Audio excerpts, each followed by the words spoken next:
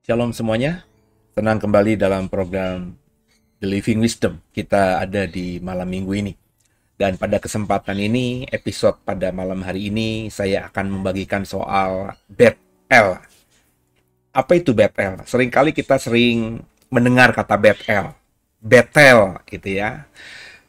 Biasanya ini identik dengan nama gereja atau nama sebuah sinode. Karena memang bagi orang Kristen, kata Bethel itu kata yang familiar.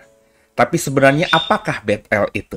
Mari sama-sama kita pelajari, sehingga kalau saudara mengikuti diharapkan nanti bisa mendapatkan remanya dan menjadi berkat dalam hidup kita masing-masing. Siapkan diri kita. Haleluya.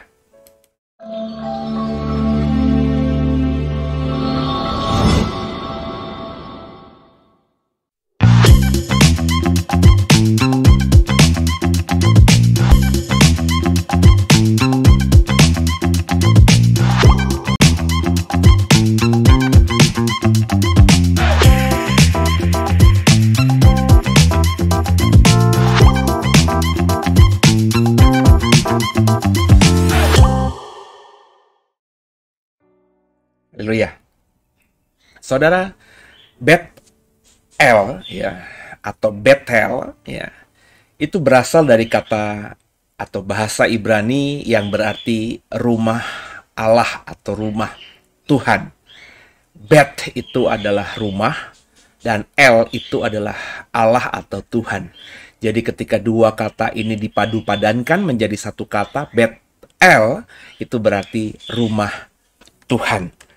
Saya rasa hampir semua kita memahami itu. Maka sering kita berkata gereja kita adalah Bethel. Gereja kita adalah rumah Tuhan. Haleluya. Kata ini berasal dari mana? Kalau kita melihat dari Alkitab, kata Bethel ini ya itu punya pengertian yang sangat kuat. Meskipun kalau kita membaca di dalam perjalanannya Abraham ada tempat yang disebut Bethel, tapi hanya dilewati begitu saja. Ya, pernah dalam kisahnya Abraham membuat sebuah mezbah di antara Bethel dan Ai. Bethel di sebelah barat, Ai di sebelah timur kalau tidak salah begitu. Ya, tapi ya tidak disebutkan Bethel itu apa, ya. Baru kita mengerti Bethel itu apa ketika kita membaca Kejadian 28 ayat 17. Ya. Ini adalah tempat di mana Yakub, cucunya Abraham, itu bermimpi. Ceritanya dia diminta bapaknya untuk kembali ke Haran untuk mencari istri di sana. Mencari istri keturunan dari pamannya Laban. Itu adalah permintaan Ribka ibunya kepada Ishak karena Ribka kurang cocok dengan istri dari Esau. Sehingga Yakub ini diminta untuk mencari istri jangan dari Kanaan, jangan dari perempuan-perempuan suku Het, begitu ya. Dan carilah di sana keluargamu, di Haran sana. Itu kata Ishak. Dan Yakub menuju ke Haran dan sampailah dia pertama kali di Bethel. Kalimatnya begini. Ia takut dan berkata, alangkah dahsyatnya tempat ini. Ini tidak lain dari rumah Allah, ini pintu surga Allah. Jadi di Bethel itu dia bermimpi, dia melihat tangga yang dimana malaikat turun naik. Kemudian dia berkata, inilah gerbang Allah, inilah rumah Allah. Maka disitulah pertama kali akhirnya kata Bethel itu muncul. Ya. Kemudian setelah peristiwa itu, ayat berikutnya, Yakub membuat tugu setelah mendapatkan penglihatan itu. Kejadian 28 ayat 18. Keesokan harinya pagi-pagi, Yakub mengambil batu yang dipakainya sebagai alas kepala dan mendirikan itu menjadi tugu dan menuang minyak ke atasnya. Jadi Yakub tidur beralaskan batu. Setelah dia dapat mimpi tentang tangga menuju ke langit, malaikat turun naik dan dia berkata, kira ini gerbang ke surga, inilah rumah Allah.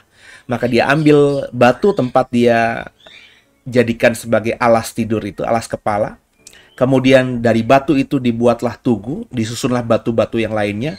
Kemudian Yakub menuangkan minyak ke atasnya. Ayat berikutnya, pasal 28 ayat 19. Ia kemudian menamai tempat itu Betel. Dahulu nama kota itu Luz. Yakub menamakan Betel.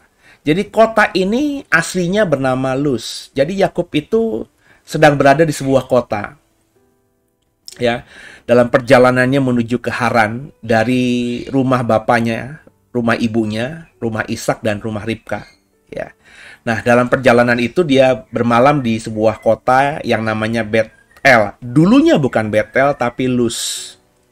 Di situ dia bermimpi melihat rumah Tuhan, dan setelah dia bangun, dia buat tugu, dia kemudian menuang minyak ke atas tugu itu sebagai penghormatan. Itu budaya zaman itu, Bapak Ibu.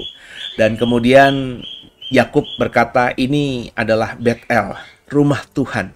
Jadi kemudian setelah itu barulah orang mengenal tempat itu sebagai Betel berdasarkan cerita Yakub. Lalu kalau sudah bertanya, lalu sebelumnya kan Abraham sudah pernah ada di sekitar kota itu. Abraham mendirikan mesbah yang di antara Betel dan Ai. Berarti Betel sudah ada. Nah, Bapak Ibu harus paham bahwa kitab Kejadian ini yang menulis adalah tergantung saudara ya. Ada yang mengatakan ini Musa, tapi ada juga beberapa yang narator atau juru tulis gitu ya, yang menuliskan kemudian ya. Tapi andai kata kita beriman semuanya bahwa kitab Kejadian Musa yang menulis, tentu Musa kita memahami pikiran Musa ketika menceritakan Abraham. Dia mengatakan Abraham ada di sekitar Betel ya. Karena Musa kan hidup jauh setelah Abraham, jauh setelah Yakub, ya. Jadi dia baru menceritakan bahwa Betel itu apa, latar belakangnya bagaimana dalam peristiwa Yakub. Sebab saya bilang tadi, meskipun kata Betel sudah muncul di zamannya Abraham ketika dia membuat mesbah, tapi tidak dijelaskan itu Betel itu apa gitu ya. Dari cerita Yakub kita tahu bahwa kota itu sebenarnya bernama Luz. Baru setelah Yakub memberikan nama kota itu Betel, anak cucunya kemudian, bangsa Israel kemudian akhirnya mengenal kota itu menjadi Betel, bukan lagi Luz. Jadi Bapak Ibu mengerti sekarang ini bagaimana kita membaca kitabnya. Nah, inilah peta itu, saudara. Kalau Bapak Ibu membaca bahwa Ishak itu tinggal di Beersheba, ya. Jadi dia tinggal di Beersheba, kemudian Yakub diperintahkan untuk ke Haran. Haran itu ada di sini, saudara. Inilah Haran, kampung halaman dari ibunya Yakub dan Esau, Ribka. Ya, Betuel juga kampung halaman dari nenek moyang mereka, yakni Abraham. Ya, tapi sebelum sampai di sana, Alkitab mengatakan Yakub bermalam di Betel ini. Ya, baru kemudian dia meneruskan perjalanan dan dia nantinya kembali lagi ke Betel. Ya. Nah, di mana Betel?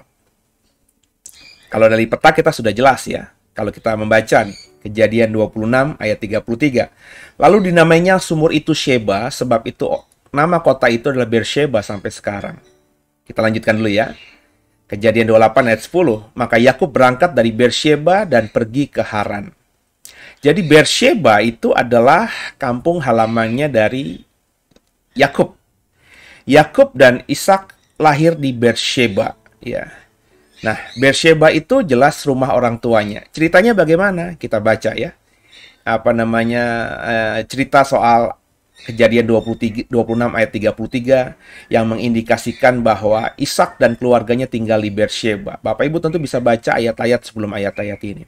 Ini peristiwa ketika Ishak itu negerinya mengalami, tempatnya Abraham tinggal itu mengalami kelaparan, terus dia pergi ke tanah Negeb ya, ke ke Raja Gerar, dan di sana dia mulai menggali sumur, tapi ribut dengan orang-orang Filistin ya yang memperebutkan sumur itu, karena sumur itu memang sebelumnya pernah digali oleh bapaknya Abraham.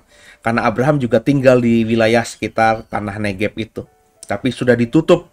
Nah, ketika kelaparan, ketika kekeringan, sumur-sumur yang pernah digali bapaknya itu digali lagi sama Ishak, dan airnya keluar berbual-bual, Alkitab katakan.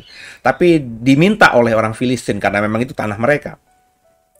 Ishak mengalah, dan sampailah akhirnya dia tinggal di yang nantinya dinamakan Beersheba itu, saudara. Dan di sana dia berkemah, kemudian Raja Gerar itu menghampiri karena dia cukup takut dengan Ishak yang meskipun dia bukan raja, tapi dia punya kekayaan yang berlimpah-limpah. Orang-orang atau budak-budak yang banyak sekali, ya. Jadi takut berperang secara terbuka dengan Ishak, dan raja ini sadar bahwa rakyatnya itu sering mengusir Ishak dan Ishak selalu mengalah. Dan raja ini selalu melihat setiap Ishak menggali sumur, selalu keluar lagi air. Maka raja ini tahu bahwa Ishak disertai Tuhan, dan dia menghampiri Ishak di Beersheba itu nantinya, ya, untuk melakukan perdamaian supaya tidak ada peperangan di antara mereka. Setelah terjadinya perdamaian, orang-orangnya Ishak menggali sumur di situ, dan akhirnya keluarlah air, dan akhirnya Ishak menetap di situ karena air di situ cukup baik. Ishak, Ribka beranak cucu, Esau, Yakob lahir di kota yang namanya Beersheba. Inilah kampung halaman dari Yakub, saudara. Kejadian 28 ayat 11. Ia sampai di satu tempat dan bermalam di situ. Karena matahari telah terbenam, ia mengambil sebuah batu dan yang terletak di tempat itu dan dipakainya sebagai alas kepala, lalu membaringkan dirinya di tempat itu. Nah, inilah prolog dari Betel, peristiwa Betel. Jelas dikatakan bahwa Yakub di ayat ini berangkat dari Beersheba menuju Haran. Dari Beersheba, tempat dia lahir, menuju Haran ke kampung halaman ibunya. Dan dalam perjalanan mencari istri ini dia sempat bermalam di Betel. Berarti Betel jelas ada di antara Beersheba dan Haran. Ya. Clear, dari peta jelas, dari ayat-ayat Alkitab jelas. Nah, inilah peristiwa Betel pertama kali yang dialami Yakub. Yang pertama, kita akhirnya memahami bahwa Yakub sampai di Betel karena dia taat pada Ishak dan mendapatkan berkat juga dari Ishak. Makanya dia di Betel itu mengalami sesuatu yang supranatural. Kita baca ayatnya. Kejadian 28 ayat 1-4. Kemudian Ishak memanggil Yakub lalu memberkati dia serta memesankan kepadanya, katanya, "Janganlah mengambil istri dari perempuan Kanaan. Bersiaplah, pergilah ke Padan Aram, ke rumah Betuel ayah ibumu, dan ambillah dari situ seorang istri dari anak-anak Laban, saudara ibumu.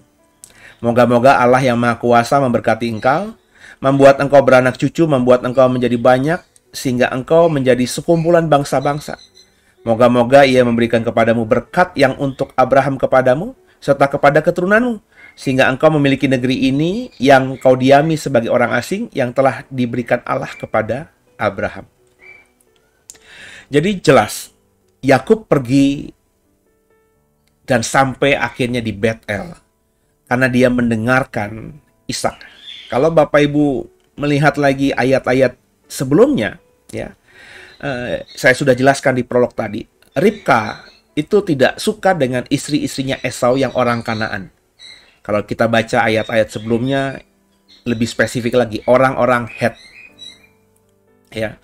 Dan ibunya ini tidak menyukai, dan dia bilang sama suaminya Ishak, "Jangan-jangan nanti karena kita tinggal di tanah Kanaan, Yakub anakku juga mengambil perempuan Het itu.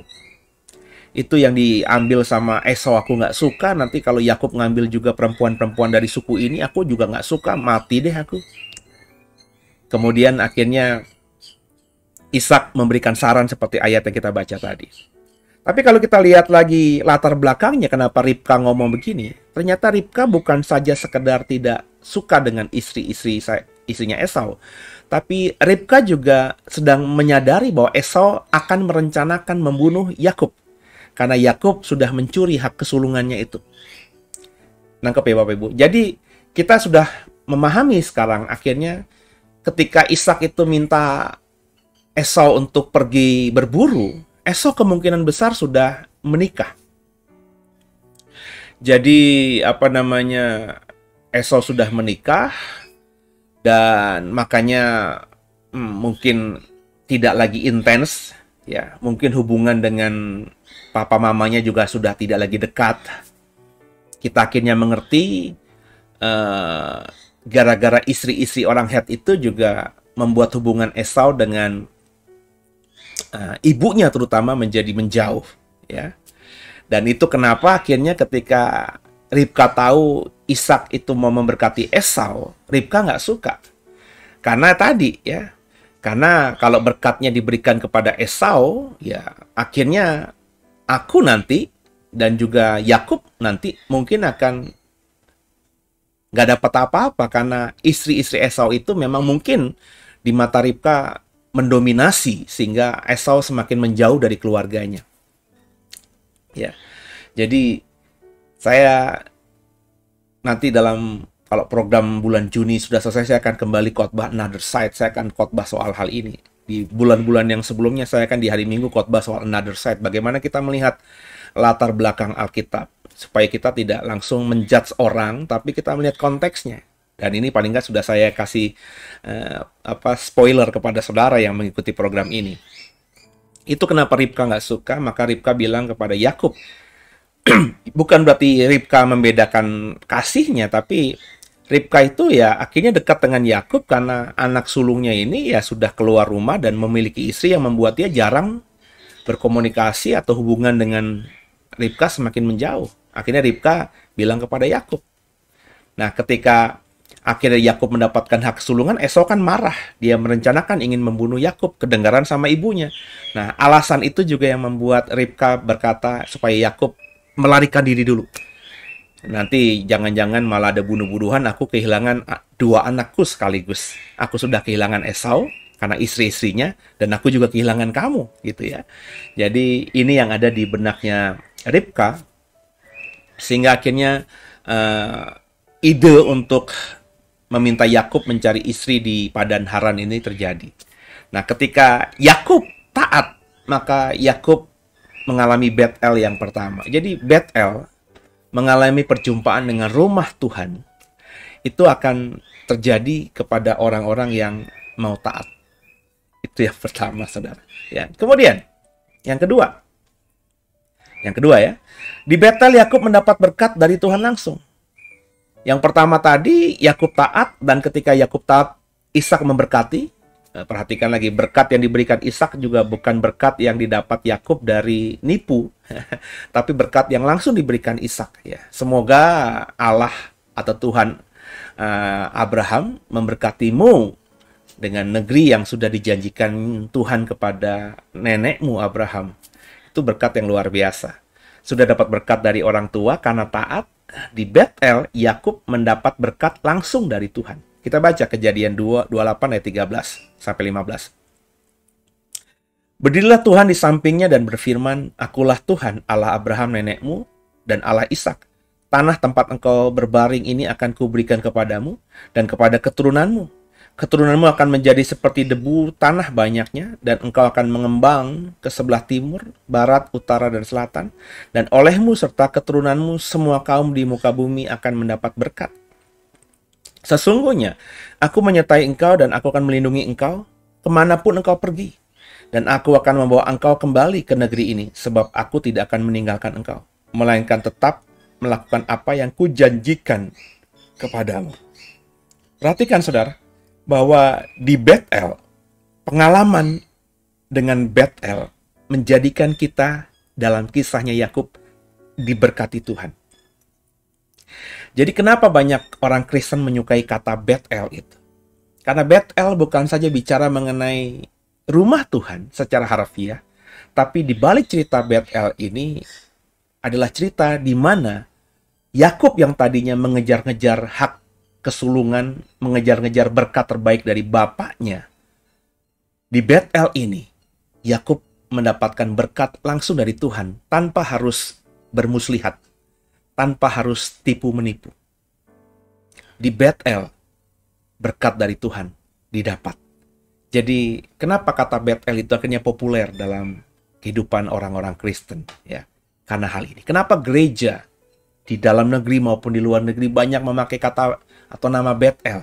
Karena ini, saudara, punya makna yang sangat dalam secara arti harfiah maupun secara arti makna cerita yang dikandungnya. Betel kali pertama, yang ketiga. Ya, apa yang bisa kita pelajari? Di Betel ini, Yakub bernazar kepada Tuhan bahwa Yakub akan jadikan Tuhan sebagai Allahnya. Kejadian 28 ayat 20 sampai 21. Lalu bernasalah Yakub, jika Allah akan menyertai dan akan melindungi aku di jalan yang kutempuh ini, memberikan kepadaku roti untuk dimakan dan pakaian untuk dipakai, sehingga aku selamat kembali ke rumah ayahku, maka Tuhan akan menjadi Allahku. Perhatikan baik-baik. Jadi ketika Yakub mendapatkan berkat dari Tuhan itu, Yakub tidak diam, Yakub tidak berhenti, tapi Yakub merespon. Ini yang banyak kali dimiskan atau tidak diperhatikan oleh banyak orang Kristen. Orang Kristen hanya mau terima berkat, dan ketika sudah terima berkat, ya tidak merespon balik. Yakub ketika Tuhan melepaskan berkat itu kepada dia, di poin slide sebelumnya, Yakub langsung merespon dengan mau bernazar kepada Allah. Kalau benar kau menyertai aku Tuhan, melindungi aku dari setiap jalan yang kutempuh ini, sehingga aku bisa mendapatkan apa yang kuinginkan, seperti yang diminta oleh bapak ibuku. Aku mendapatkan istri, aku makan dan minum tercukupi, dan aku bisa selamat kembali ke rumah ayahku, maka Tuhan akan menjadi Allahku untuk selamanya. Ini luar biasa. Kita tahu Yakub sudah mengenal Tuhan dari cerita Ishak. Ishak mendapatkan dari pengenalan dengan Tuhan karena Tuhan pernah memberkati Ishak, dan juga dapat cerita dari bapaknya Abraham. Dalam titik ini, Yakub belum mengalami perjumpaan dengan Tuhan. Yakub hanya menjadi anak yang masih tinggal bersama orang tua karena belum menikah seperti kakaknya. Yakub jadi lebih menjadi anak yang mungkin dimanja oleh ibunya karena ibunya tidak lagi bisa memberikan cinta kepada kakaknya karena kakaknya sudah direbut oleh istri-istri Kanaannya. Nah, dalam situasi seperti ini, ya, mungkin Yakub ya hanya mendapatkan cerita tentang Tuhan, tentang Adonai dari bapaknya semata. Tapi di dalam Betel, Yakub bertemu dengan Tuhan dan responnya luar biasa. Dia bernazar, kalau kau benar menggenapi apa yang kau janjikan padaku, maka kaulah Tuhan Allahku. Gak ada yang lain. Itu luar biasanya Yakub, saudara. Responnya luar biasa. Yang keempat, di Betel kali pertama, kita bisa belajar apa? Yakub membuat janji. Yang pertama, dia akan menjadikan Betel jadi rumah Tuhan. Dan yang kedua, dia mempersembahkan 1/10 dari semua yang Yakub dapatkan. Perhatikan baik-baik, Kejadian 28 ayat 20-21. Dan batu yang kudirikan sebagai tugu ini akan menjadi rumah Allah. Dan segala sesuatu yang engkau berikan kepadaku akan selalu kupersembahkan 1/10 kepadamu. Jadi yang kita bisa pelajari dari responnya Yakub bukan cuma bernasar jadikan Tuhan sebagai Allahnya kalau janji Tuhan itu benar-benar terwujud atas dirinya, tapi dia juga melakukan ekspresi iman yang luar biasa. Dia berkata, aku akan jadikan Betel ini rumah Allah, dan karena kau berjanji padaku, aku akan mempersembahkan 1/10 dari semua yang aku dapatkan kepadamu. Jadi 1/10 itu adalah ekspresi yang memang dipertajam oleh Yakub. Yakub mendapatkan terminologi persembahan 1/10 atau persepuluhan ini tentu dari banyak hal. Pertama dari keluarganya, karena Abraham kakeknya dalam Alkitab pernah dicatat memberikan 1/10 kepada Elimelek, ya. Jadi kepada imam atau raja yang menguasai dari Yerusalem atau Raja Salem, ya. Jadi Allah adalah rajaku, Elimelek raja Salem, ya. Abraham setelah mengalahkan raja Sodom dan lain sebagainya yang ditawan, Lot dalam hal ini, kemudian hasil rampasannya diambil sama Abraham, dan Abraham memberikan yang terbaik 1/10 kepada Elimelek raja Sodom yang memberkatinya. Jadi terminologi persepuluhan ini sudah ada dalam pemahaman Yakub, dan saya berani percaya itu juga dipahami oleh orang-orang yang mungkin tidak menyembah kepada Adonai, mengembalikan 1/10 kepada dewa-dewi yang mereka percayai. Itu mungkin sudah menjadi kebiasaan manusia purba yang hidup di zamannya Abraham saat itu. Jadi semua yang mereka hasilkan itu bukan milik mereka, tapi ada bagian dewa mereka yang dimana mereka mempercayainya, hidup mereka diberkati olehnya. Nangkep ya saudara ya? Jadi ini adalah wujud ekspresi kepercayaan.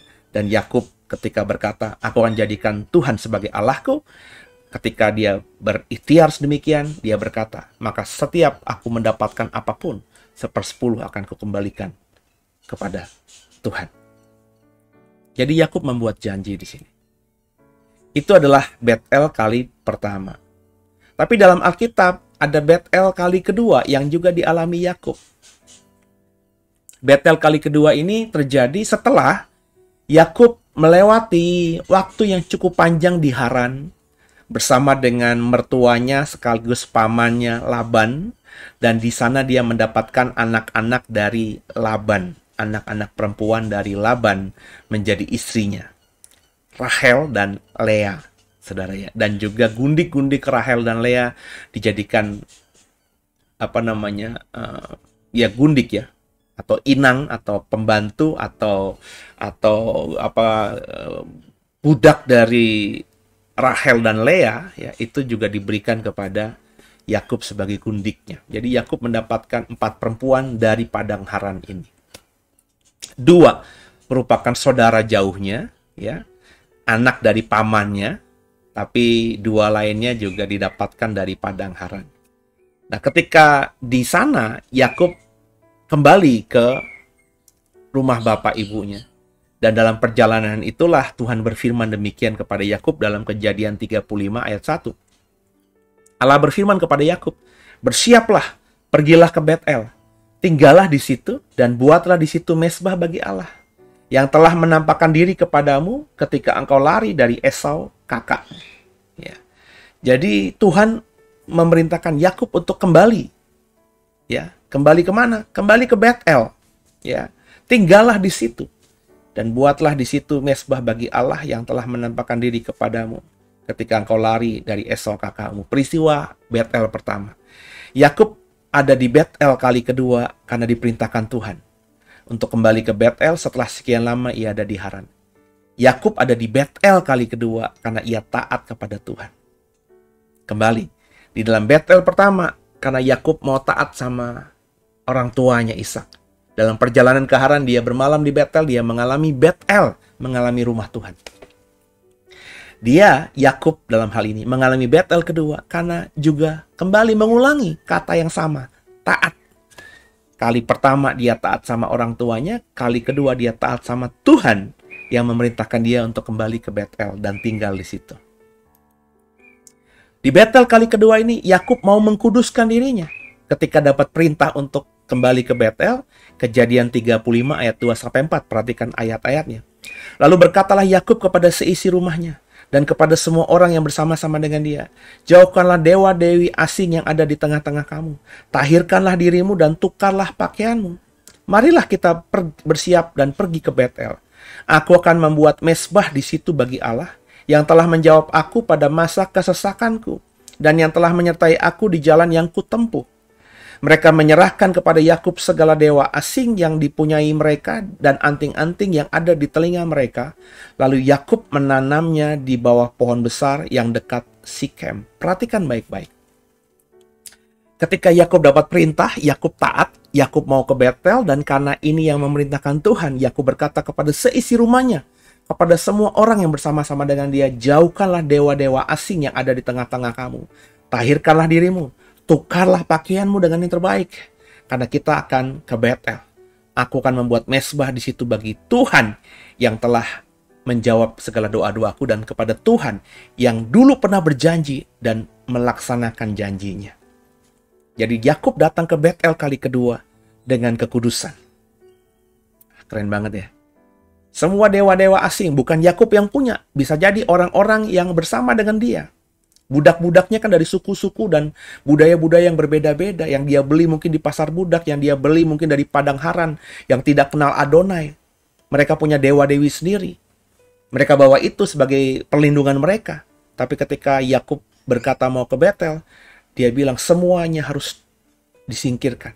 Maka semua dewa-dewi itu, terafim-terafim itu, ya, patung-patung itu, semuanya ditanam oleh Yakub di bawah pohon besar yang dekat Sikem. Maksudnya apa? Tidak dibawa. Tidak dibawa oleh Yakub ketika mau menuju ke Betel.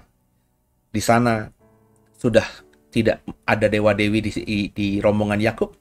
Kemudian mereka sudah mentahirkan diri, menyucikan diri, dan juga mereka sudah menukar pakaian dengan pakaian yang sangat layak. Sampai ke Betel dalam kondisi yang fresh, kondisi yang keren, secara tampilan kasat mata layak menghadap Tuhan. Di Betel kali kedua, Yakub disertai Tuhan. Ya.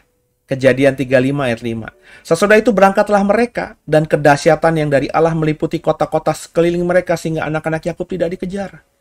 Yakub itu kaya raya. Kalau Bapak Ibu tahu cerita dia bertemu dengan Esau, itu rombongan besarnya dibagi sampai 4 kelompok. Ya. Ya, supaya apa? Supaya Esau itu ya yang tadinya dipikirnya akan marah akan lembut, karena setiap rombongan yang berjalan lebih dulu itu dibawakan semua persembahan yang terbaik, kambing, domba, perhiasan. Sehingga ketika Esau menerima, Esau mulai lembut, gelombang kedua, terima lagi, lembut lagi, sehingga ketika bertemu Yakub di rombongan paling terakhir, Esau ini sudah luluh hatinya karena pemberian-pemberian dari Yakub. Yakub kaya raya.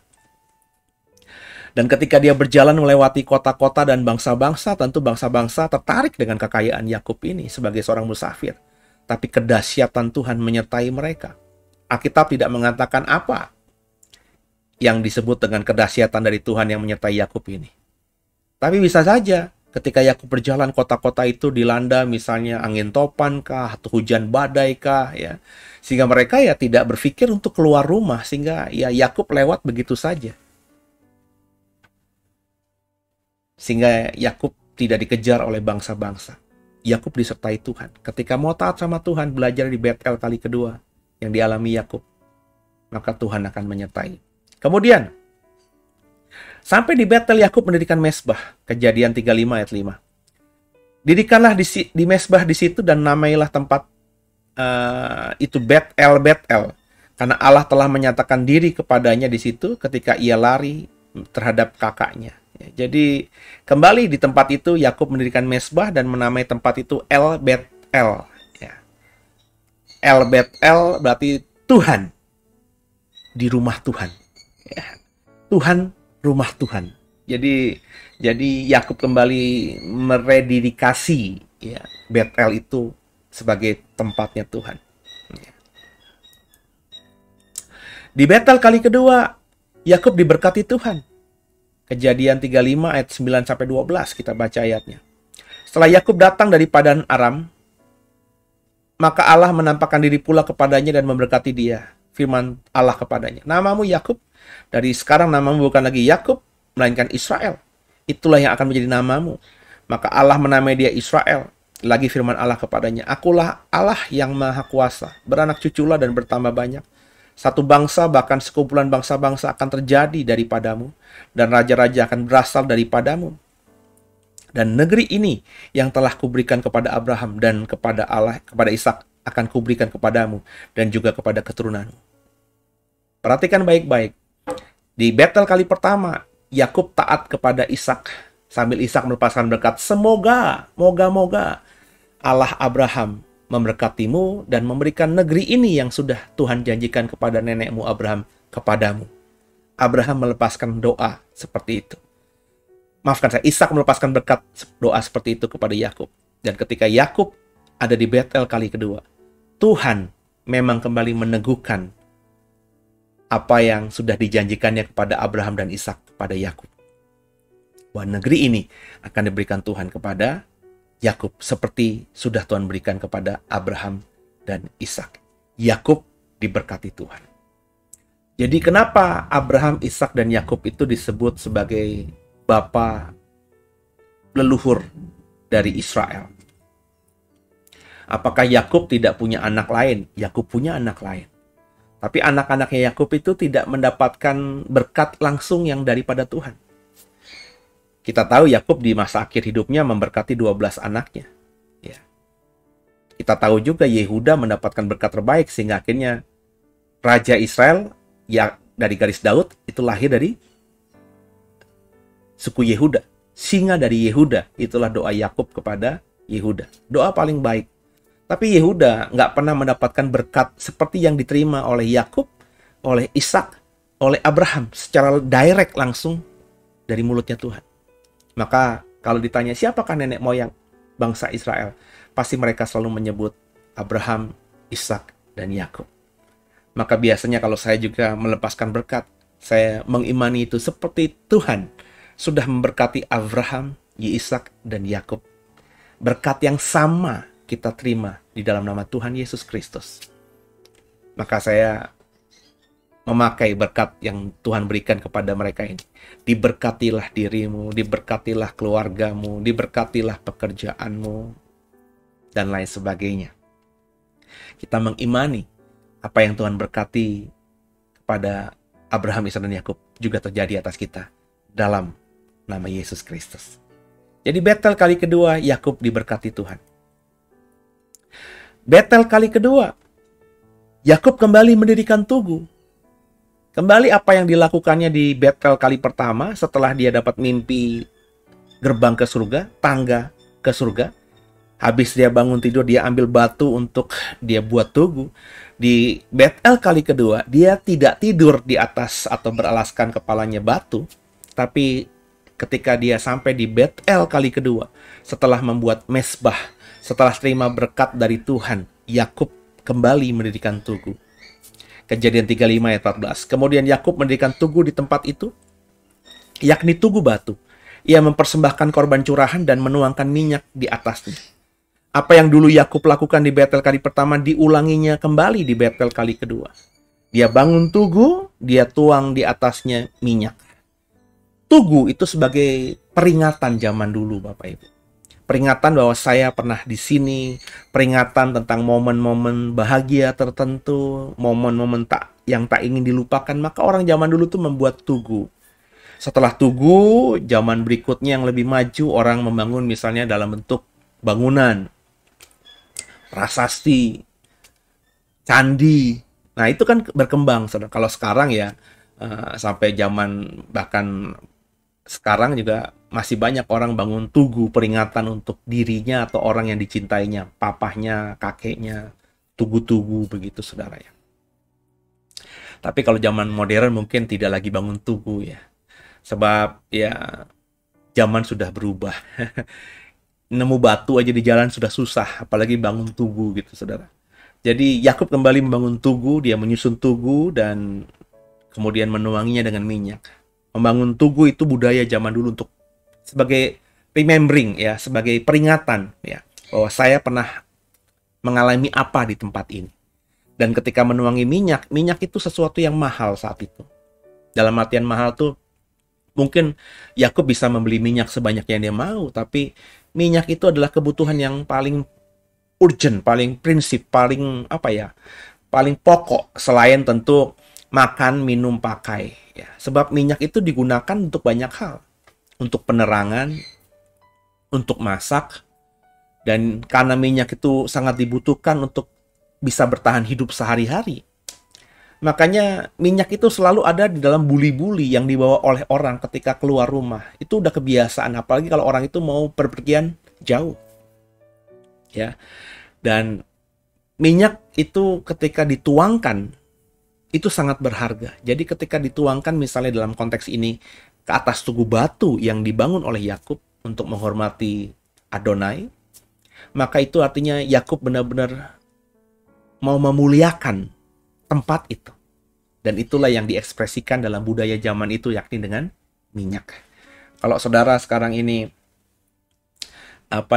mau memuliakan Tuhan dengan nuang minyak di tempat di mana kok misalnya tidur, ya aneh ya. Karena nggak kontekstual. Meskipun is okay aja kalau kau kerjakan, tapi nggak kontekstual. Ya, mungkin kalau sekarang ini, kalau kau uang tidak menjadi masalah ketika kau mendapatkan berkat mimpi atau apapun bersama dengan Tuhan, kau mungkin akan bangun misalnya panti asuhan, sekolah yang kau dedikasikan ini untuk Tuhan. Mungkin bisa kita ekspresikan dengan hal-hal yang lebih masuk akal di dunia modern. Tapi zaman dulu, menuangkan minyak itu sesuatu yang sangat wow, ya. Karena itu berarti orang ini sedang memuliakan, menghormati tempat itu. Nah, jadi mengalami Bethel itu luar biasa, ya. Belajar dari Yakub, kita semua harus mengalami Bethel. Bethel itu apa, saudara? Seperti kata awalnya, mengalami rumah Tuhan. Melihat gerbang surga. Melihat tangga yang isinya malaikat turun naik dari surga ke bumi. Mengalami Bethel berarti mengalami Tuhan secara lebih khusus lagi. Nah, belajar dari Yakub apa yang harus kita kerjakan. Pertama, bagi saya mau taat. Di Bethel kali pertama, Yakub taat kepada Ishak dan kepada Ribka. Di kali Bethel kedua, Yakub taat kepada Tuhan karena orang tua dan Tuhanlah yang memerintahkan Daud untuk ke Bethel. Di Bethel pertama memang tidak direct ke Bethel, tapi directnya ke Haran. Nah, dalam perjalanan itulah Yakub bermalam di Bethel. Tapi di Bethel itu karena dia taat sama orang tuanya. Kali kedua memang secara spesifik Tuhan bilang kembali ke Bethel. Kala pertama kali kau berjumpa dengan aku ketika kau sedang dicari oleh kakakmu Esau.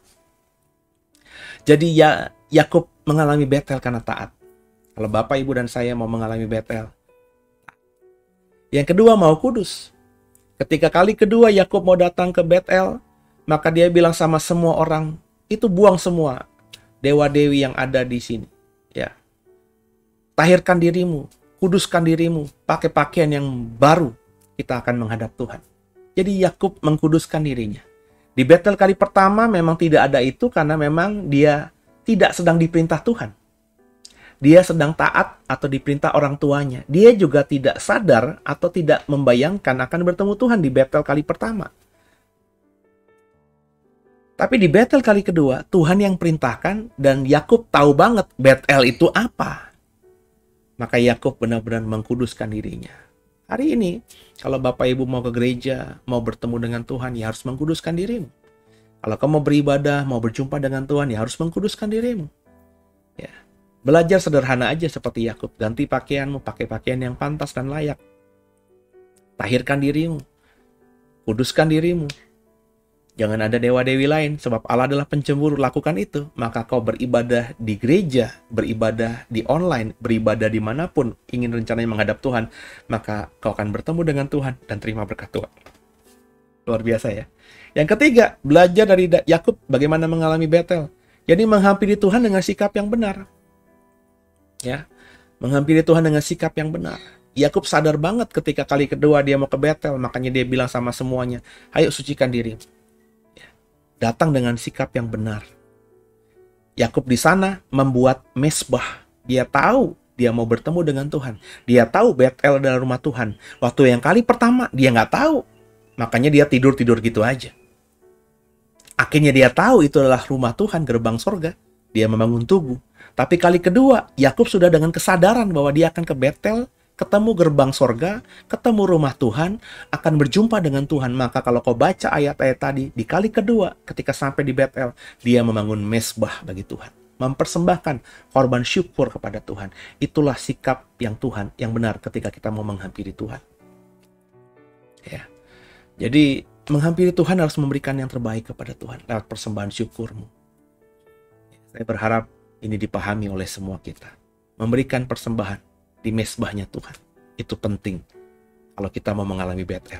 Yang ketiga, di Bethel, Yakub mau bernasar dan berjanji.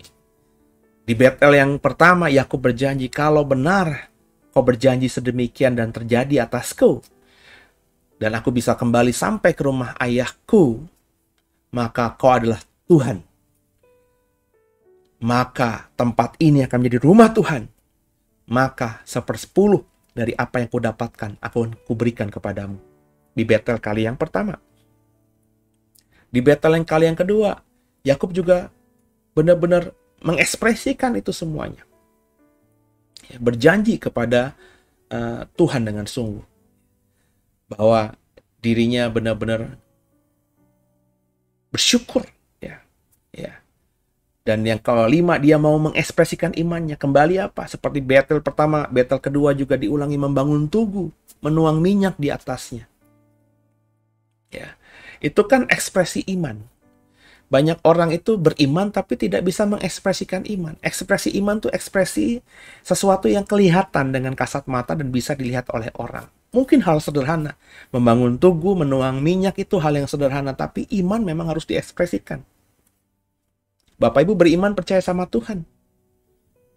Tapi Bapak Ibu, maafkan saya, ambil contoh yang sederhana aja. Kalau memberikan persembahan kepada Tuhan, hitung-hitungan. Itu bukan orang yang percaya kepada Tuhan. Masih berhitung gitu. Saya tidak ngomong nominal, tapi masih berhitung. Itu beda, saudara. Ya. Jadi masih hitung-hitungan. Ya. Datang katanya ke gereja, mengekspresikan iman, tapi dalam pujian penyembahan di gereja tidak ikut. Ada orang-orang tertentu, maafkan saya, yang datang ke gereja itu bahkan sengaja datang tidak on time supaya kalau datang hanya pas waktu khotbah dan bisa langsung pulang. Bahkan sebelum berkat diterima dia sudah ngucuk pulang. Hanya mau dengar khotbah doang. Katanya beriman, tapi nggak mengekspresikan iman dengan benar. Ya. Dulu saya punya teman yang segereja dengan saya tegur cukup sering, ya, karena ya dia sering menyampaikan firman Tuhan, tapi kalau menyembah Tuhan itu ya kadang-kadang duduk, kadang-kadang sambil main handphone, padahal ngakunya beriman. Padahal kalau sharing firman Tuhan kepada orang lain, ayo kita harus ekspresikan iman. Tapi saya lihat dengan mata telanjang saya di gereja, ya dia main handphone terus. Meskipun mungkin handphonenya yang dipakai adalah software Bible, membuka ayat Alkitab di handphone. Tapi sebenarnya di zaman gereja yang canggih, saya nggak tahu kalau gereja saudara ya. Tapi kalau gereja-gereja di kota kayak gereja kami gitu kan, ayat sudah dimunculkan di layar. Ya. Jadi ya mestinya fokus aja gitu.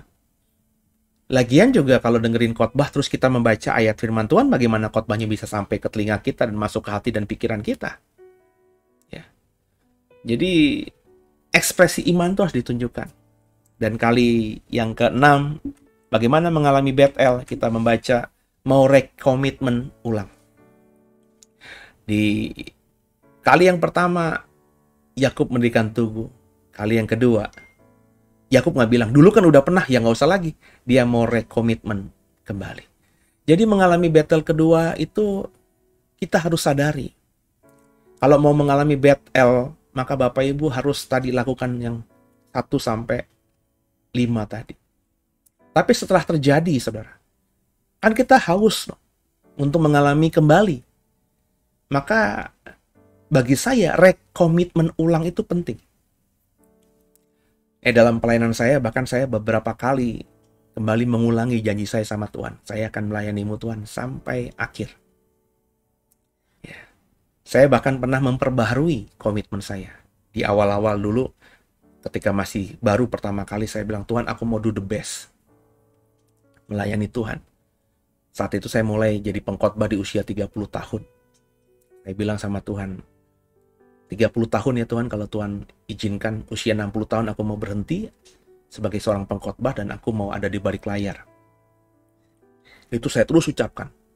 Tapi ketika mau mendekati usia 50, saya berkata sama Tuhan gini, Tuhan, kayaknya kalau umur 60 tahun dan kondisiku masih seperti sekarang, masih cukup kuat, masa kan aku harus berhenti? Ya. Mungkin aku tidak lagi sehebat ketika aku muda, tapi akan terus ku melayani Tuhan. Maka akan ku terus melayani Tuhan sekuat tenaga selama kau masih izinkan. Itu rekomitmen lagi. Sampai detik ini saya terus rekomitmen ulang lagi. Ya. Karena saya nggak tahu apa yang terjadi di masa depan. Dan supaya saya terus on fire, saya harus komitmen kembali kepada Tuhan. Dan memperbaiki komitmen itu bagus saja. Mempertajam komitmen bagus saja. Jadi komitmen kita di awal ketika pelayanan, masa dengan sekarang setelah melayani 20-an tahun masih sama? Mestinya berbeda, karena orientasi, karena cara pikir kita, cara kita memandang apapun, kan sudah beda. Kedewasaan tentu lebih ada. Dulunya ukurannya Apa sekarang ukurannya lebih lagi, bukan sekedar hal yang materi. Kan pasti ada perubahan, saudara. Yakub juga demikian. Dia meskipun ekspresinya membangun tugu dan juga menuang minyak, tapi bagi saya Yakub itu benar-benar mau rekomitmen ulang. Harus dilakukan buat kita, supaya kita terus on fire. Jadi jaga kasih mula-mula supaya bisa mengalami battle kedua itu penting. Caranya taat, mau kudus, hampiri Tuhan dengan sikap yang benar, sertai dengan perjanjianmu atau nazarmu, terus ekspresikan imanmu, dan supaya terus berulang, teruslah melakukan komitmen yang baru kepada Tuhan. Supaya 5 hal tadi mengalami battle selalu terjadi dalam hidup kita. Nah, upah dari Betel, belajar dari Yakub apa, saudara? Terima berkat orang tua. Ketika di Betel pertama, Yakub taat, Yakub langsung dapat berkat dari orang tuanya. Dulu dia harus menipu menjadi Esau agar mendapatkan berkat kesulungan dari Ishak.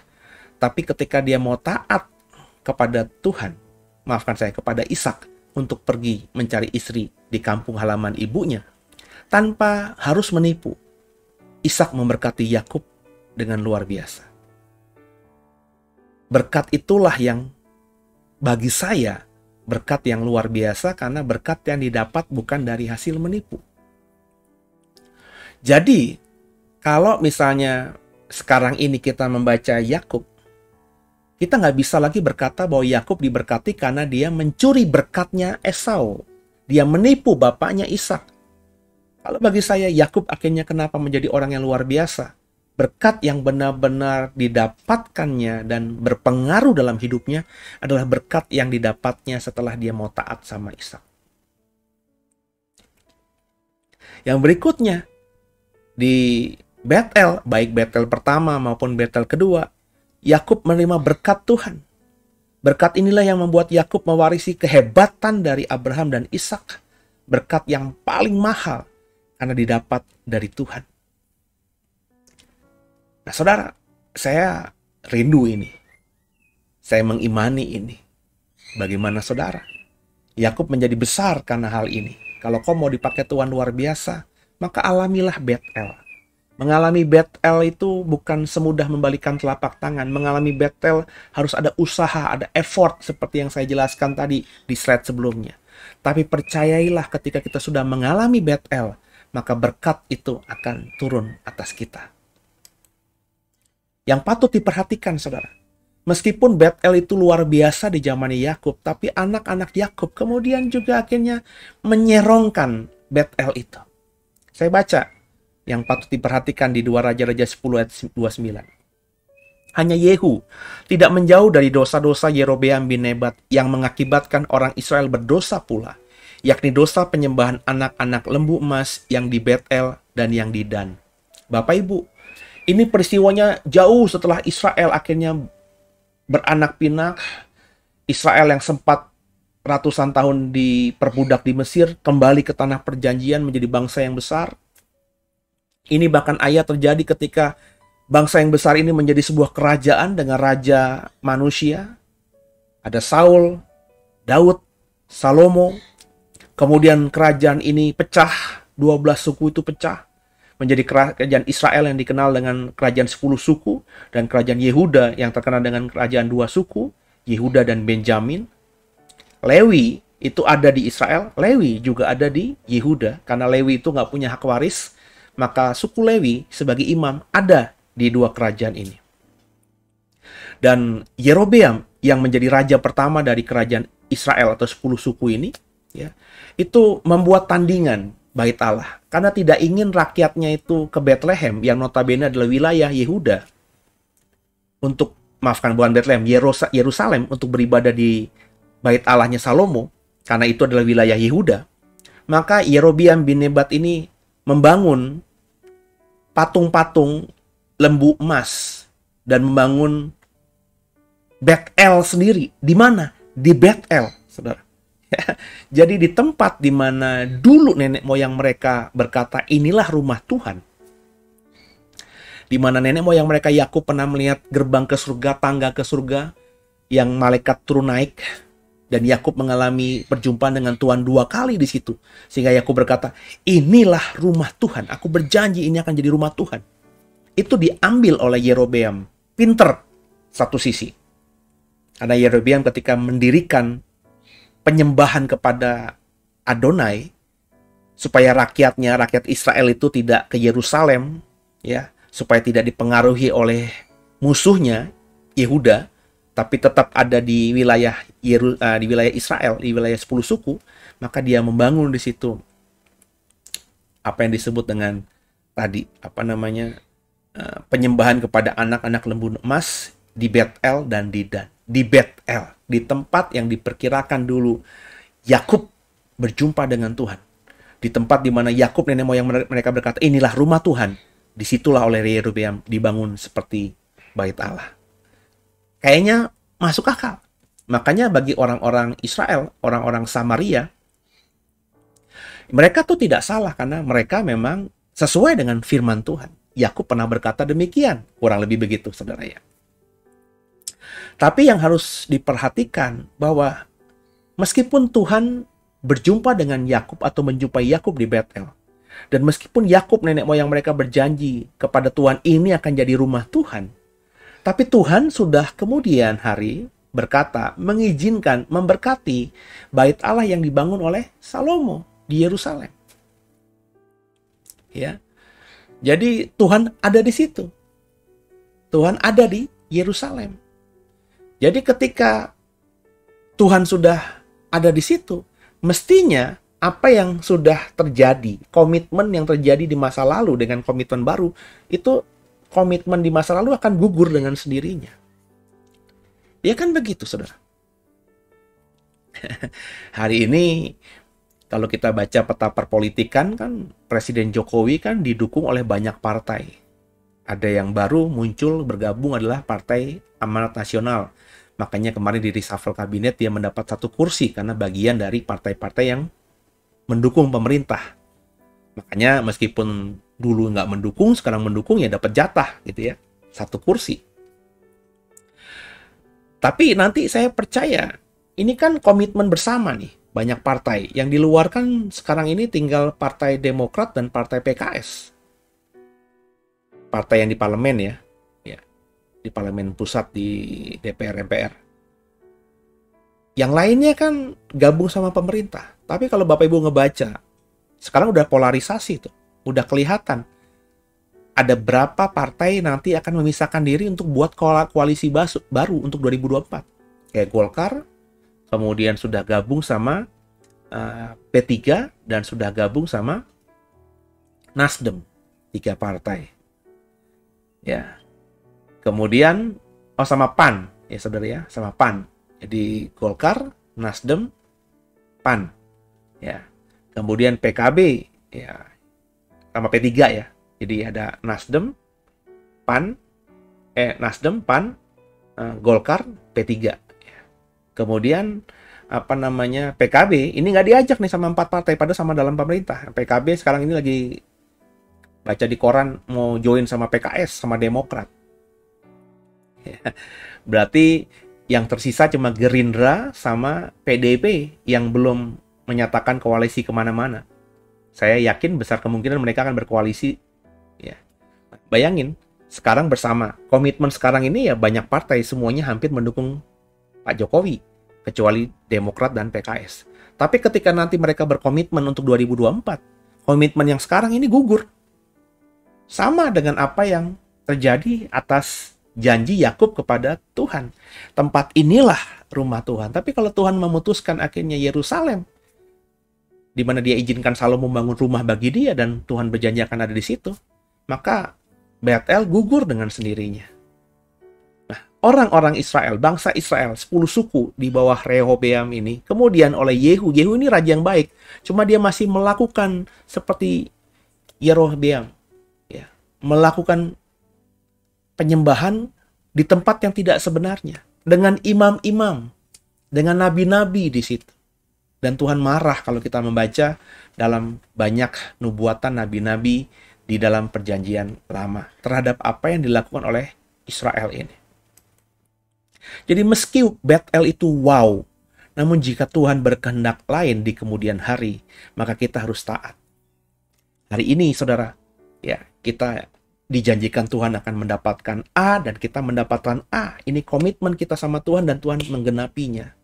Tapi kalau di kemudian hari, ya, komitmen ini berubah, ya kita harus taat. Hari ini Tuhan suruh kita jalan ke kiri.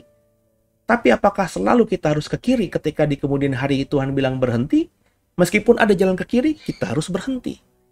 Nah, sekarang ini bagaimana kita supaya bisa mengerti Tuhan? Itu penting, saudara. Sehingga akhirnya kita tidak hidup dengan masa lalu. Yerobeam bin Nebat, kerajaan Israel Utara, 10 suku itu hidup dengan masa lalu. Sebenarnya mencari pembenaran, karena mereka sudah berpisah dengan 2 suku, dan jauh dari Yerusalem, mereka mencari pembenaran supaya kita tidak berhubungan lagi dengan saudara kita yang 2 suku di bawah itu, bangsa Yehuda dan Benjamin itu. Ya udah, supaya kita nggak berhubungan lagi, kita nggak boleh ke Yerusalem lagi. Maka dicarilah tempat, maka mereka menemukan Betel, perjanjian antara Yakub nenek moyang mereka dengan Tuhan. Ini kan berarti mencari alasan untuk sesuatu yang di masa lalu. Padahal Tuhan sudah beracara dengan masa kini. Jadi ayo sama-sama kita sekarang mengerti, saudara. Makanya bangun kepekaan. Maka saya percaya gerakan Tuhan atas kita tuh selalu berbeda. Atas gereja selalu berbeda. Apalagi kita mendekati akhir zaman. Jadi gereja nggak boleh cukup nyaman dengan keadaannya. Karena saya percaya semakin mendekati akhir zaman, banyak hal-hal baru yang akan Tuhan izinkan nantinya terjadi atas kita. Kalau kita nggak siap, maka kita akan ketinggalan.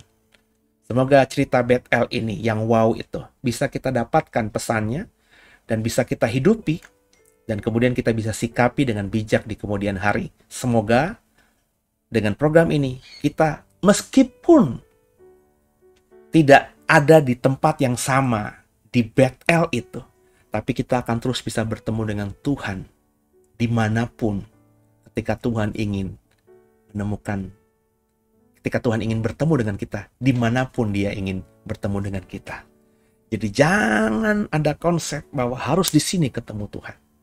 Hari ini saya mengajar, kalau ketemu Tuhan harus di gereja. Harus di gereja. Tapi kalau kita belajar 2 tahun kebelakangan, ya kita nggak bisa ketemu di gereja, ketemu Tuhan. Ketemunya cuma di layar komputer, di layar handphone. Apakah itu tidak boleh? Jadi Tuhan selalu beracara dengan dinamis. Supaya bisa mengerti gerakan Tuhan yang dinamis ini. Bangunlah kepekaan dari Tuhan. Semoga jadi berkat dan semoga senantiasa kita selalu bertemu dengan Tuhan. Mengalami rumah Tuhan. Haleluya.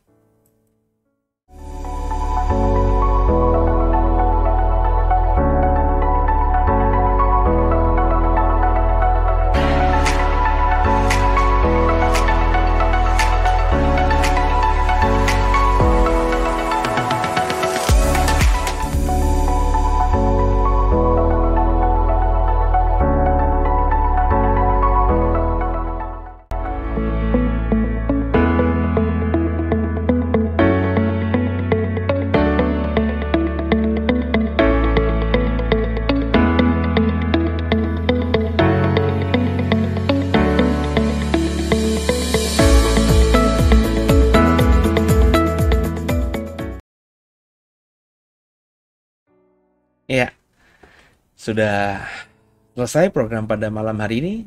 Dan ada beberapa pengumuman tadi, Bapak Ibu bisa menghubungi nomor-nomor telepon yang ada untuk bisa join bersama dalam program-program The Warriors, program dari JKI Doi. Semoga terus jadi berkat buat saudara, bisa jadi berkat buat saudara, dan sudah diberkati, boleh dibagikan program ini kepada yang lainnya. Semoga mereka pun juga semakin diberkati, dan boleh bertumbuh bersama dengan kami, saudara. Besok adalah ibadah. Saya akan mengajar soal neraka pada esok. Apa sih neraka itu? Semoga dengan pembahasan yang saya bagikan, saudara semakin mengerti dan kita akhirnya berusaha menjauhkan diri di tempat itu. Mulai sekarang. Karena kalau terlambat, kita sudah kadung di sana, nggak akan ada lagi kesempatan untuk keluar dari tempat yang disebut dengan neraka itu. Jadi saya undang semua untuk besok beribadah dalam live streaming. Kalau sudah tinggal jauh di Serpong. Kalau sudah di Serpong dan sekitarnya, Tangerang sekitarnya, silakan. Buka kakimu, langkahkan kakimu ke apartemen Tripak untuk beribadah. Semua kami undang dan kita bisa beribadah bersama-sama.